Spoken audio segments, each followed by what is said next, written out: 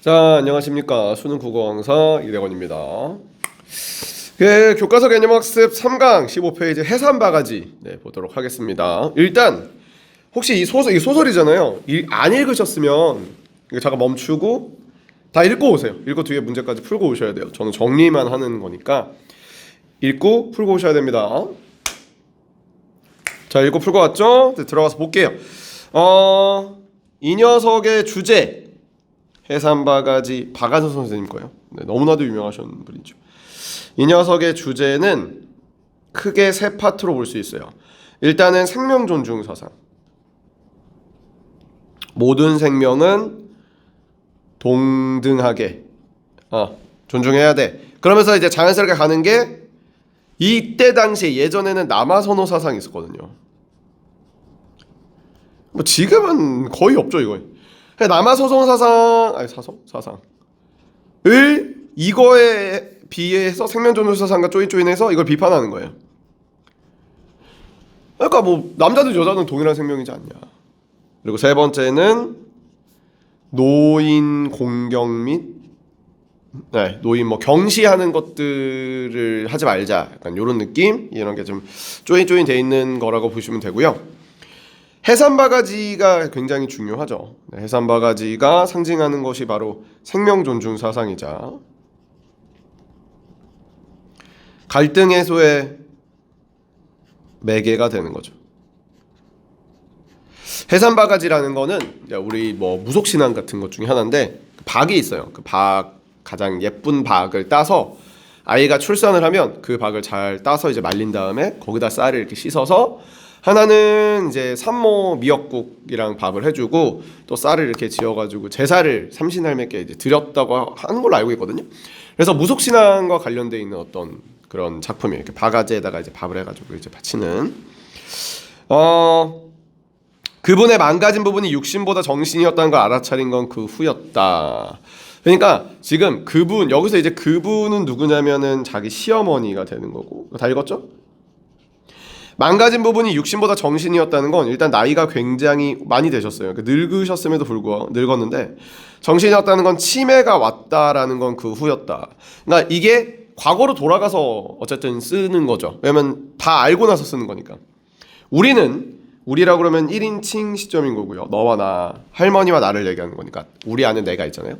그리고 1인칭 주인공 시점으로 작품 안에 있는 서술자가 자신의 심리를 쭉 얘기 다 하고 있습니다. 처음에는 아이들 이름을 헷갈려 부르는 것 정도였다. 노인들은 흔히 그러는 걸 봐온 죄로 대수롭지 않았는데 그런데 바로 가르쳐 들고 믿지 않고 주장했다. 그러니까 이제 치매에 걸리셨다는 거 쭉 해서 여기까지 노망이 났다라는 것까지 보여줬다라고 얘기하시면 될 것 같습니다. 그 다음에 집에서도 쭉 넘어가면서 쭉 보는 거예요. 치매 증상이 있었다. 집에서도 같은 말을 되풀이했다. 그 대신 그분의 주den간 심사에서 제외된 어휘는 급속도로 잊히는 것 같았다. 쌀 씻어 놓았니? 밥 했니? 이러면서 같은 말을 이렇게 쭉 반복하고 있다는 걸 보여줘요. 이거 쉬운 일이 아니었다. 네, 씻어놨다니까요. 쌀 씻어놨냐? 씻어놨대도요? 쌀 씻어 놓았냐? 쌀 안 씻으면 밥 못할까봐 그러세요? 그러니까 이제 그런 할머니들이 밥이 되게 중요하게 생각하시잖아요. 그러면서 요 부분 이게 쌍따옴표로 넣었잖아요. 위랑 좀 다르게. 그러니까 요 부분은 이제 직접 인용을 한 거죠. 직접 인용을 통해 치매 상황을 굉장히 구체적으로 직접 인용하면 좀 구체적이거든요. 구체적으로 좀 잘 보여주고 있다. 그렇다고 그 줄기찬 바보 같은 질문에 조금이라도 떠나거나 위축되는 건 아니었다. 남들처럼 몇 년씩 똥오줌 싸는 노인도 있겠지만 나는 망령이라고 날 위로했고 나는 온종일 달달 볶고 있는 것처럼 신경이 되게 피로해졌다 하면서 막 되게 힘들어요. 그리고 이제 중간 부분 줄거리는 이제 점점 어머니가 더 치매가 되고 뭐 이제 정신도 정신이지만 막 진짜 똥오줌을 못 가리시게 되고 근데 나는 되게 효부라는 프레임에 갇혀 있는 거예요. 그러니까 나는 어머니를 되게 잘해드려 해서 엄마한테 화를 못 내. 그러니까 모든 사실 이렇게 쉬운 일이 아니잖아. 그 똥오줌 치우고 하는 게. 그러니까 스트레스 불일 법한데 그걸 다 속으로 참아요. 그러니까 막 속이 썩어 들어가. 미치겠는 거야. 그래서 결국 어머니를 요양시설에 보내자라고 남편하고 얘기를 하고 남편도 오케이 해서 남편과 그 요양시설 알아보러 가는 길인 거예요. 나랑. 근데 요 사실 중략줄거리의 굉장히 중요한 부분은 뭐냐면 이게 해선바가지가 수능 및 모의고사 나오면 제가 얘기하는 부분이 안 나올 수가 없어요. 남편이 이렇게 가는 그 부분에 날씨는 선선한 가을이었는데 남편 등이 땀으로 홀딱 젖어 있어요. 이거 너무 중요해. 등이 땀으로 다 젖었다. 여기서 이제 물어볼 수 있는 거는 직접 제시와 간접 제시를 물어볼 수 있어요. 자, 그럼 여기서 이제 스탑하고 직접 제시, 간접 제시 얘기해 보도록 할게요. 우리가 뒤에다 쓸까요? 여기 뒤에다가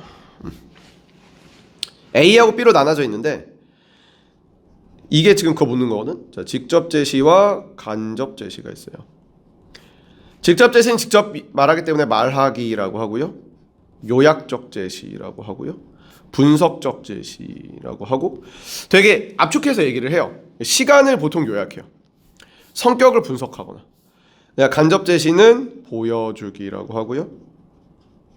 극적. 여기서 얘기하는 극적이라는 게 다이나믹하다는 얘기 아니야. 드라마틱하다는 얘기야. 마치 드라마 보는 것 같다. 극적 제시라고 얘기를 하는데 대사만 있다고 해서 간접 제시이지는 않아요. 서술로도 간접 제시 할 수 있어요. 그러니까 그건 약간 고정관념 같은 게지. 대사와 서술 간에 물론 말하기가 서술이 좀 더 많죠. 하지만 뭐 대사로도 충분히 쓸 수 있어. 예를 들면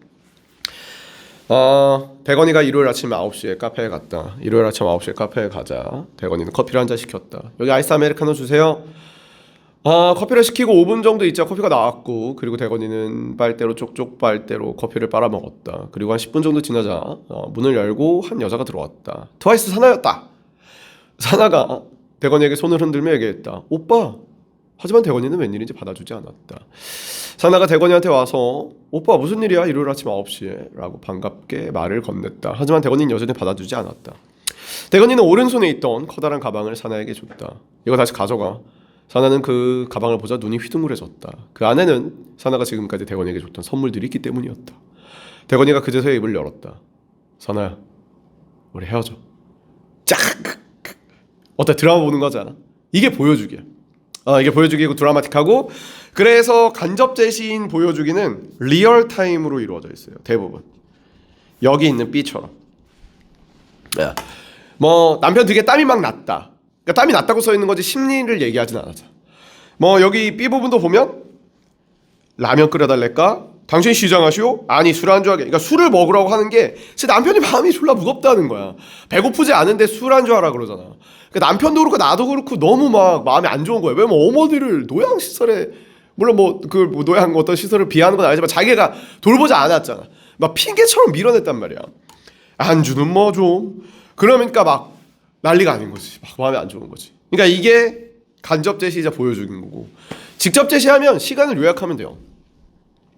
어머니가 치매에 걸렸다 이렇게 써버리거나 대건이와 사나는 일요일 아침 9시에 헤어졌다 라고 써버리거나 그러면 직접 그냥 얘기해버린 거고 시간을 요약하는 거예요. 그 요약은 어느 정도 하면 되냐? 한 30... 뭐 이렇게 진짜 리얼타임으로 라면 3분까지 기다리는 건 아니고 30분 정도 이상을 줄였다 하면 거기서부터 요약 제시 들어가는 거야. 대건이가 기차에 탔다. 잠깐 눈을 감았다 뜨자 벌써 수원에서 부산까지 도착했다. 정도 하면 요약한 거잖아. 다시 대건이가 왼쪽 네 번째 손가락에 있는 반지를 빼서 버렸다. 간접 제시고 보여주기야. 대건이 헤어졌다. 이러면 직접 제시야. 대건이는 슬프다. 직접 제시야. 대건이 눈물을 흘린다. 간접 제시야. 그러니까 눈으로 보냐 안 보냐의 차이야. 자, 그래서 마음이 불편한 걸 이 술안주를 통해서 잘 드러내고요. 그러다가 내가 박을 봐요. 뭐 저 박을 봐요. 해산바가지 했으면 좋겠네. 해산바가지? 그래요, 해산바가지. 실로 오래간만에 기쁨과 평화의 삶에 대한 믿음이 샘물처럼 괴어오는 걸 느꼈다. 내가 첫 아이를 봤었을 때 여기서 과거를 회상하면서 그럼 과거 회상의 매개가 뭐냐는 거야. 해산바가지를 보고 과거를 회상하잖아. 과거 회상의 매개도 되는 거죠. 갈등 해소의 매개도 되지만 그러면서 이제 어머니는 과거에 내가 아이를 낳았을 때 돈을 많이 주고 시골에 가서 해산바가지를 갖고 오게 했고요. 그걸로 손수 이제 시어머니가 미역이랑 해서 아이를 해서 이제 그 나한테 그러니까 여기서 나오는 박한선인 나에게 이걸 준 거죠. 내가 낳은 아이가 첫 딸이라는 걸 알자 속이 좀 캥겼어. 여기서 약간 느낌이 뭐냐면 이거 당시에 남아선호 사상이 있었다라는 걸 알 수 있어요. 여자면 어떠해. 근데 이거 당시 시대를 알 수 있죠. 외아들을 둔 시어머니가 흔히 그렇듯 그분도 아들을 기다리고 있음직하고, 그러니까 내가 지레짐작한 거예요.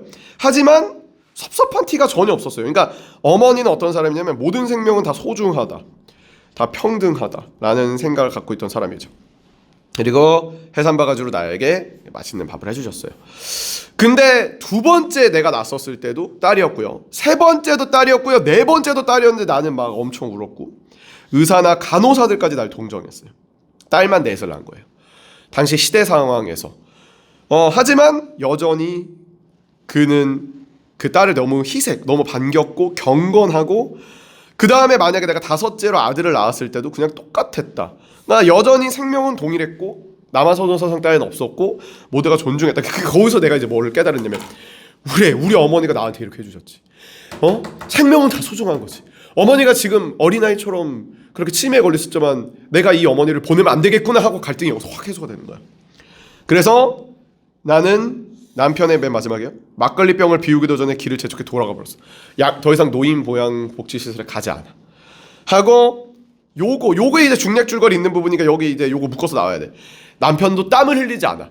간접제시고 남편도 이제 갈등이 다 없어진 거야.